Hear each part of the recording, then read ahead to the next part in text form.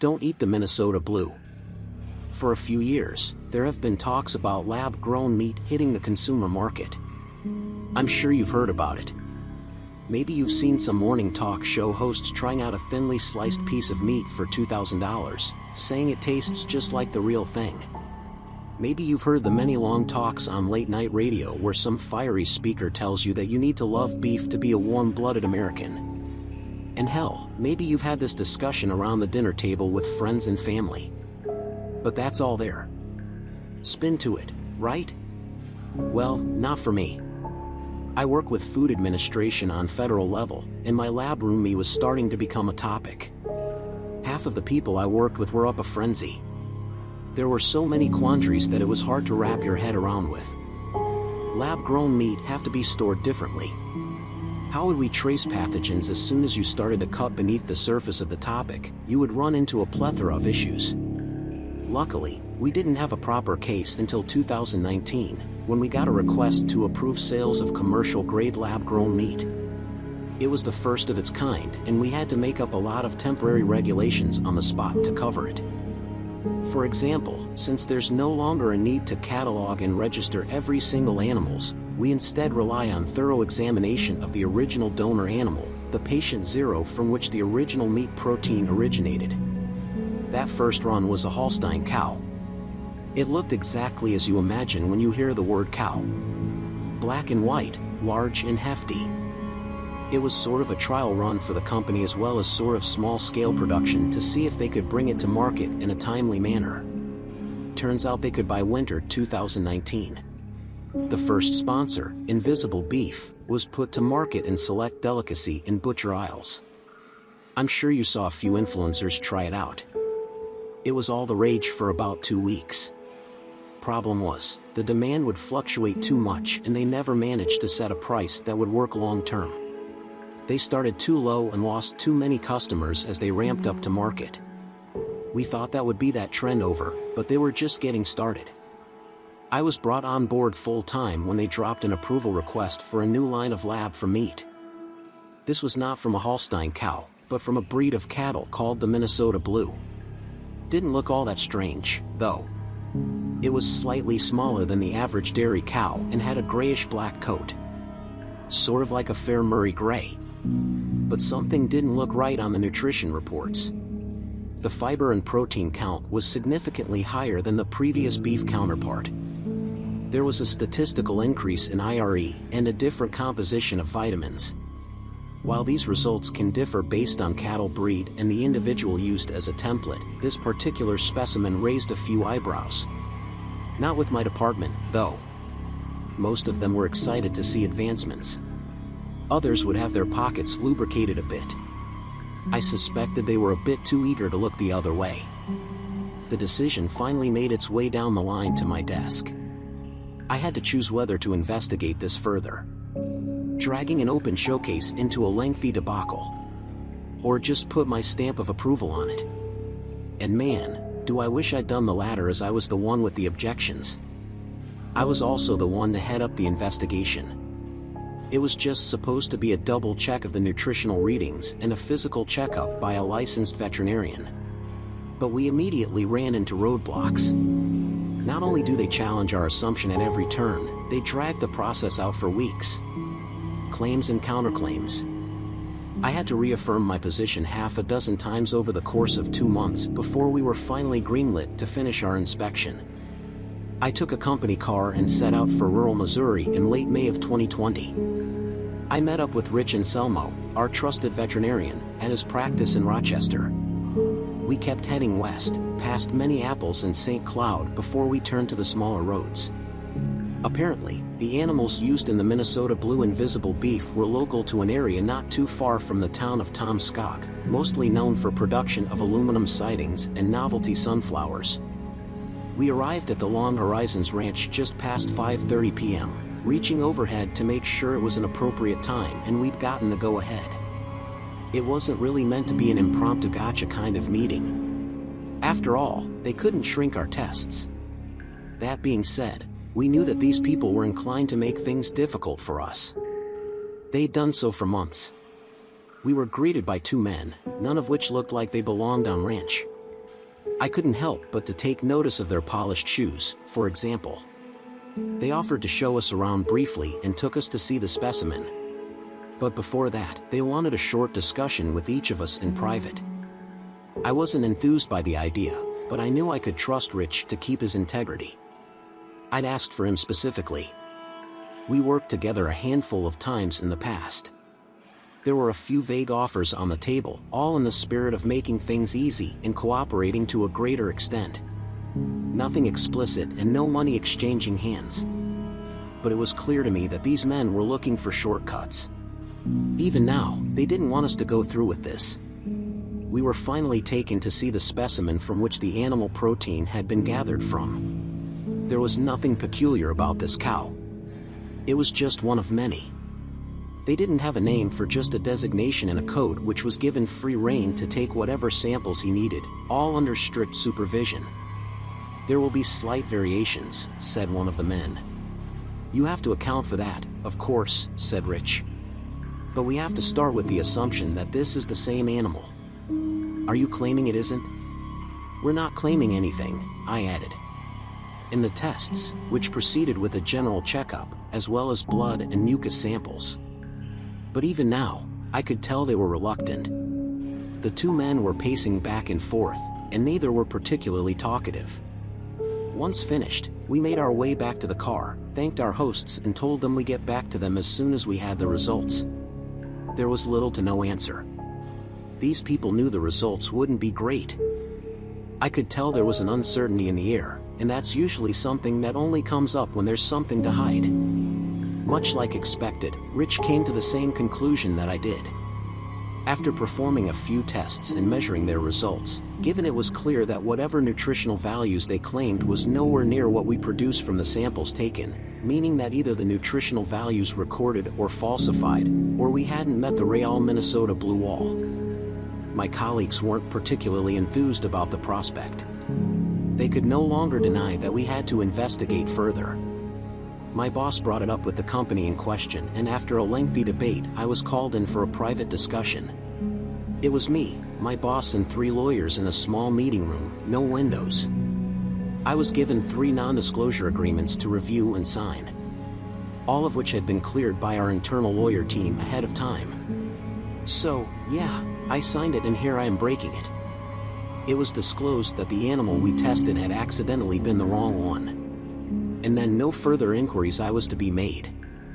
We were allowed to test the original animal, but there were a large number of stipulations we had to agree to. This had to do with corporate espionage, law, and consumer protection.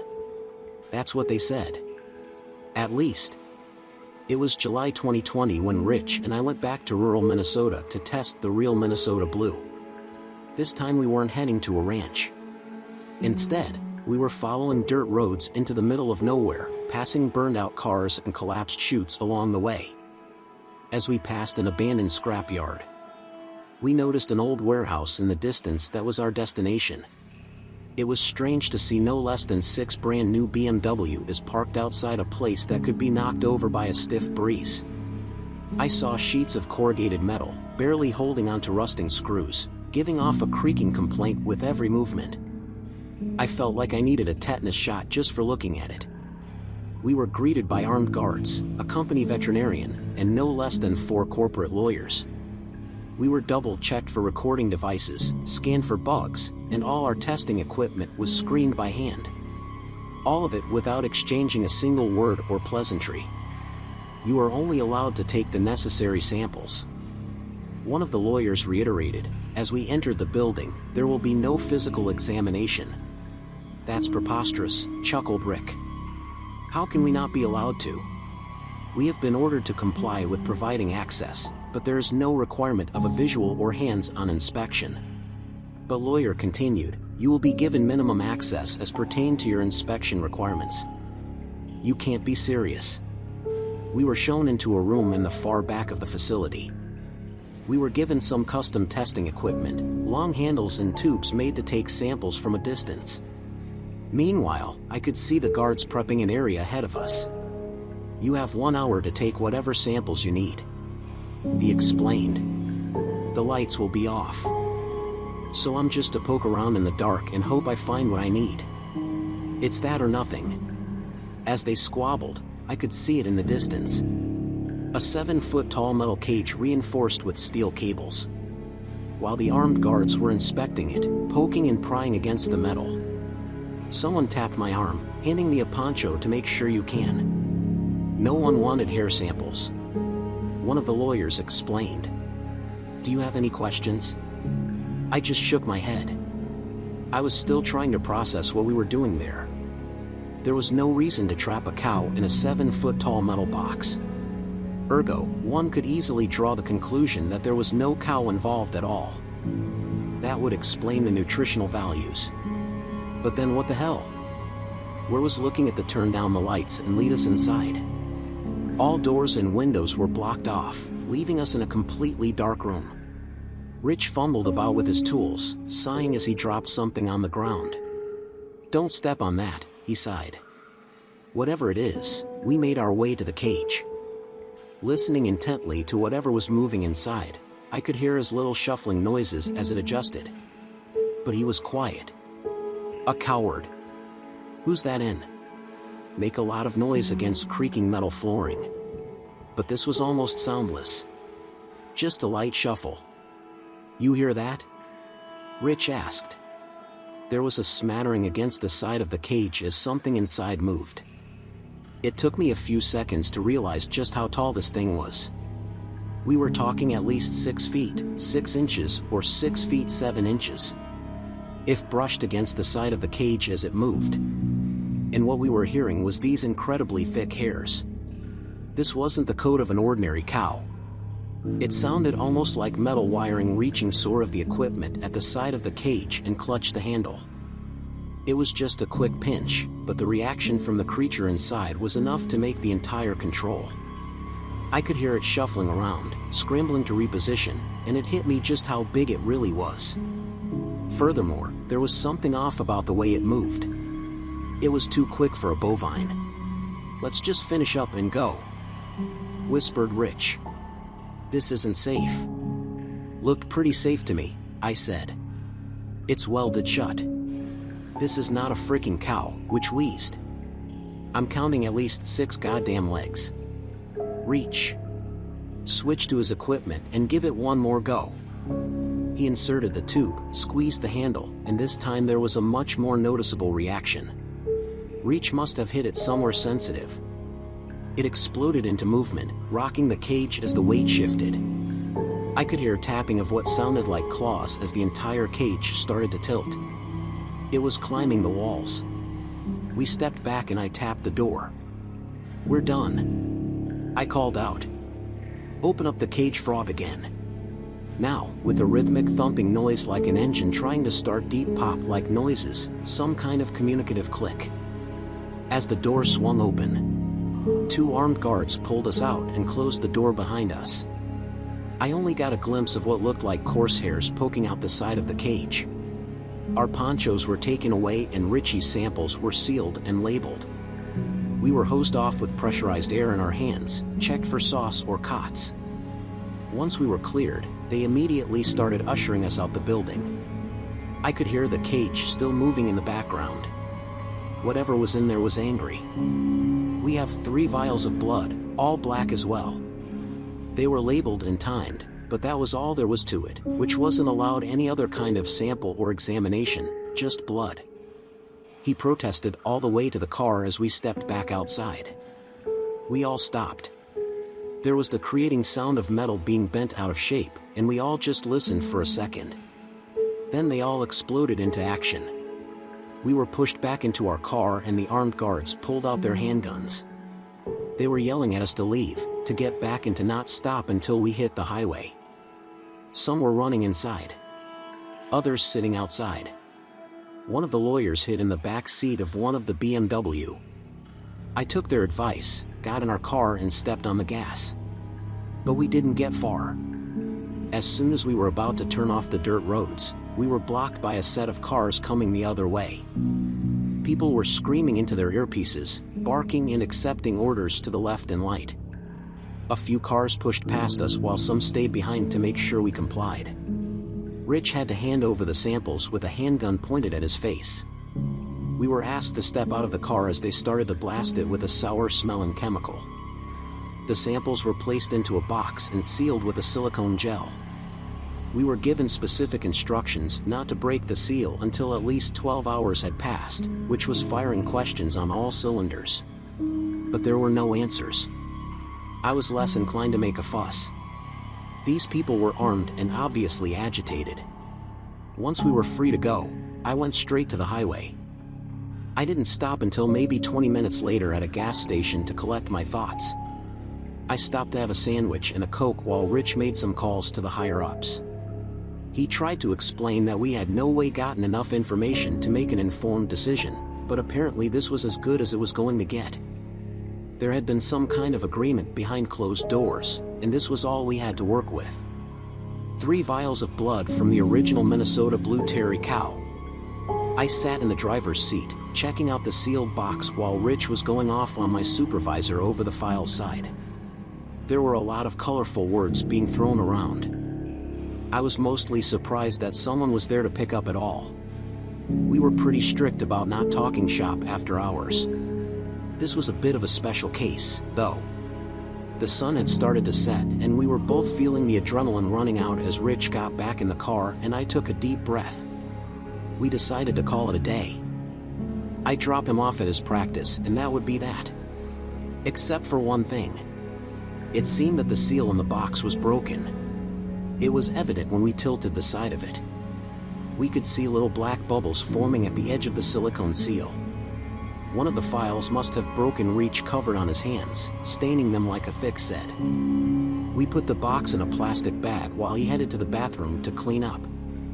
I couldn't help but to give a bad feeling about it. Not just because we probably lost one of our 3 files, but because they'd been so adamant about spillage. We sent out east staying off the highway to cover some ground. We heard reports about pileup and decided not to take any chances. Instead, keeping to the back roads. Rich and I had been discussing contaminants for the past 20 or so minutes. I noticed a car coming up behind us. Not too surprising. People drove like crazy on these smaller roads. But then the car behind us did something I didn't predict. It turned straight off the road, crashing head-on into a pine tree. We stopped and turned back, which was ready to call for help. But as we got closer, it was clear that something wasn't right. The car and just veer off the road on its own. There was a big buckle in the driver's side door. Something had hit it hard while Rich got emergency services on the line. I put the car in reverse to make some space as Rich tried to explain our position. I spotted something off the side of the road. 6 sparkling orbs reflecting the headlights of the car.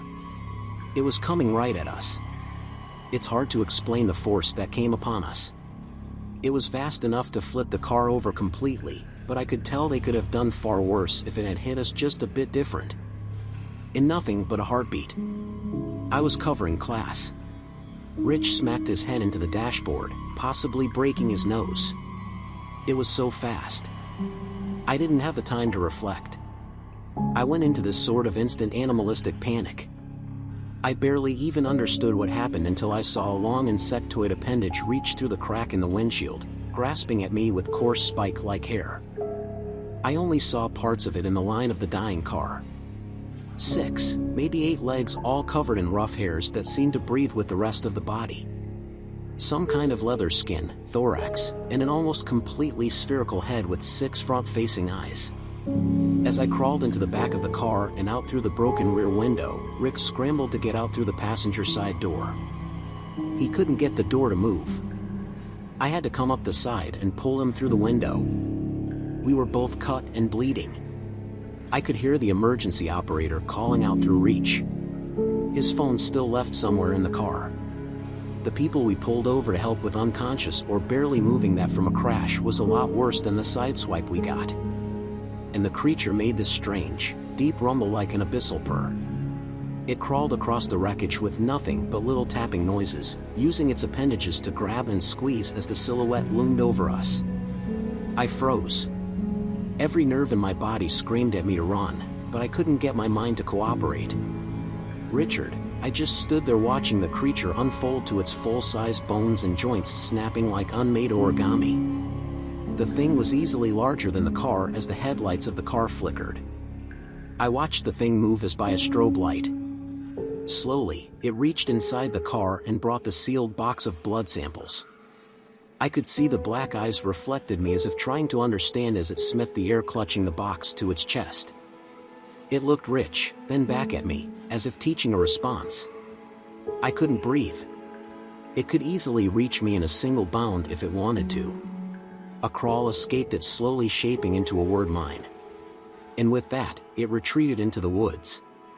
Both Rich and I lost our position shortly after that confrontation. Apparently calling the emergency services constituted a breach of disclosure. I have no further insight into what kind of process the Minnesota Blue went through. But now here we are years later, and the first slices of Minnesota Blue are about to hit the storefronts.